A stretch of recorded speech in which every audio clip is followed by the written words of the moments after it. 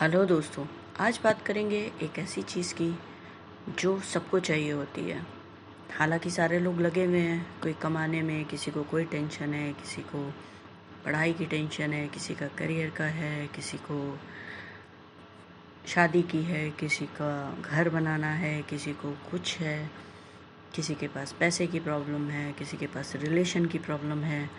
वो उधेड़-बुन में है, लेकिन इन सब में सबसे ज़्यादा ज़रूरी होता है एक चीज़ जो लोग भूल जाते हैं, और जब वो मिल भी जाती हैं वो चीज़ें, तो भी उस चीज़ को ढूंढते रहते हैं। आप लोग बता पाएंगे ये क्या है? चलिए हम ही बताते हैं आपको। ये बात है आत्मसंतोष की। ये ऐसी चीज़ है कि इसके बिना आप लाइफ में कोई भी चीज़ आपको मिल जाए, आपको वो नहीं मिलता जो आप ढूंढ रहे होते हैं। चाहे आपके पास आपका करियर आ जाए, आपके पैसे आ जाएं, रिलेशनशिप कितने अच्छे क्यों ना हो, आपके पास बड़ा घर हो, गाड़ियाँ हो, आप पहले उसको चेज़ करते हैं, लेकिन एक समय के बाद आपको रियलाइज़ होता है कि इसमें वो बात नहीं है, अभी कुछ कमी है, अभी कुछ ढूंढ रहे हैं। वो क्या है? वो आत्मसंतोष है। वो मिलेगा कैसे? वो मिलता है खुद को जानने से, अपने विचारों को पकड़ने से। जब आप अपने बारे में जानते हैं कि कहाँ मुझे शांति मिलेगी, कहाँ मुझे खुशी मिलेगी, उसके बाद वो आत्मसंतोष आता है। आत्मसंतोष पहले ही नहीं कर लेना चाहिए, अदरवाइज़ कोई स्ट्रगल ही नहीं करेगा लाइफ के लिए। ये भी एक बहुत बड़ी बात है कि अगर हम सोच लें कि भाई एंड में जा कर के हमें सिर्फ यही लेना है, तो हम इसी में खुश हो जाते हैं, तो वो एक निगेटिव थॉट है खुद को समझाने या उस काम से बचने के लिए। कहते हैं कर्म किए बिना आपको वो सेटिस्फेक्शन मिल ही नहीं सकता लाइफ का जो आप ढूंढ रहे हैं, जिसके लिए आप यहाँ आए हैं। चलिए एक छोटी सी स्टोरी से फिर इस बात को समझते हैं। एक बार की बात है, राजा जब भ्रमण पे निकला, जाहिर सी बात है राजा है तो उसके पास सब कुछ है, अच्छा घर, खानदान, बीवी, समृद्ध राज्य, पैसों की कमी नहीं, अच्छा संस्कारी संतान, सब कुछ शांति है। फिर भी वो ढूंढ रहा था कुछ, कहीं ना कहीं वो एक समय पे दुखी हो जाता, उसे कहीं कुछ कमी लगती। एक बार उसने भ्रमण का सोचा और वो सिंपल भेष में निकल पड़ा। घूमते घूमते वो एक बहुत छोटे से गांव में पहुंचा। एक वहाँ टूटा फूटा मंदिर था भोले बाबा का। वहाँ पे गया और देखा कि एक कुम्हार उसके बाहर ही मटकियाँ बेच रहा है और हरि भजन कर रहा है लेटे लेटे, पानी वानी भर के रखा हुआ है। राजा गया, भगवान भोले के दर्शन किया, कुम्हार से मटकी लिया, जल चढ़ाया, फिर आकर के कुम्हार के पास बैठ गया। कुम्हार ने भी पानी वानी राजा को पिलाया और पूछा कैसे आना हुआ यहाँ छोटे से गांव में, लग तो आप अच्छे रहे हो कहीं से। बोले हाँ, इधर से गुजर रहा था, सोचा मंदिर देख के रुक गया। फिर राजा ने मन ही मन सोचा कि कितनी मटकियाँ बेच करके यहाँ पे कितना पैसा कमा लेता होगा, क्यों ना इसकी कुछ मदद की जाए। उसने पूछा क्या भाई मेरे साथ बड़े नगर चलोगे?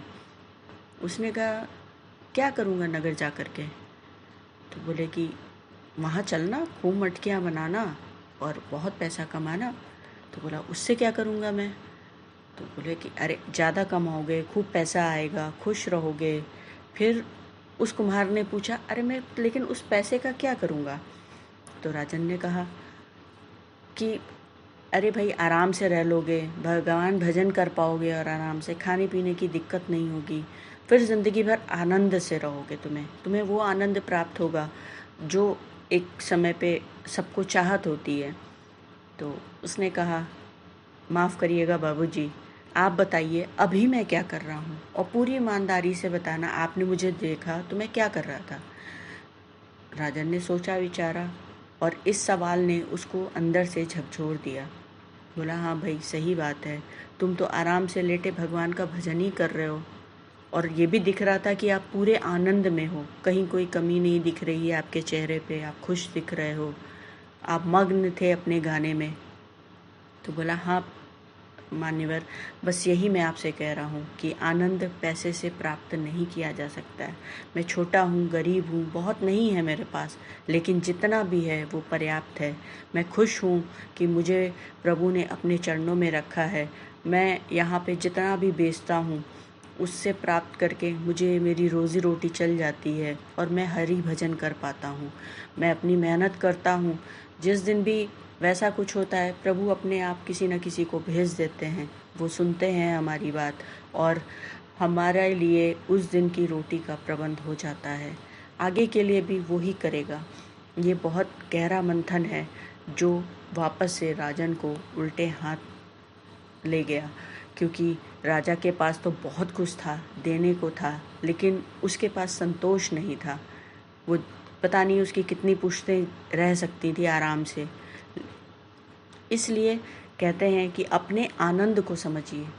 अगर राजा ने अपने आनंद को उस महल में समझ लिया कि उसे जो मिला है जिस भी तरीके से है, उसको उस गति के लिए जितनी चीज़ें मिली हैं उसके आनंद के लिए, उसमें अगर वो खुश रहेगा तो दुखी होने का कारण नहीं है। अगर वो ज़्यादा के चक्कर में फेर में पड़ेंगे तो जाहिर सी बात है कि दुखी रहना स्वाभाविक हो जाता है और फिर हमें वो संतोष नहीं रहता जो हम ढूंढ रहे हैं, जो हम पाना चाहते हैं। हम दुखी हो जाते हैं। तो कहते हैं आत्मसंतोष से बड़ा कोई सुख नहीं है।